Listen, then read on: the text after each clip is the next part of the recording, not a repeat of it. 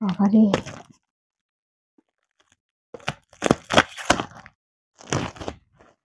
উফ,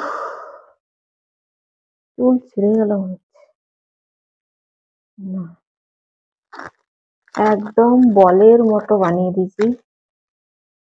তো দেখো, আর গলাটা পুরো ভেজা, পুরো ভিজে গেছে। তো বল গগ করার জন্য রিকোয়েস্ট করা হচ্ছে। সত্যি কথা বলতে একদমই ওরকম ছোট সাইজের বল পাচ্ছি না।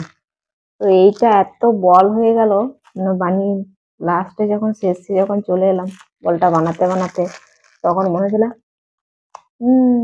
এটাই তো আমার বল গগ করা যাবে।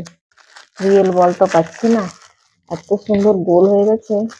তো এটার সাহায্যেই আমি একদিন বল গগ করে বল গগের ভিডিও বানাবো। তো গাইস চলো, কি সুন্দর বল বানিয়েছে দেখো।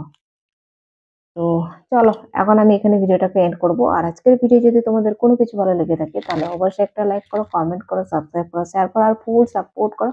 তো আবার দেখা হবে নতুন একটা ভিডিও। ততক্ষণ তোমরা সুস্থ থাকবে, ভালো থাকবে। Tata, bye bye.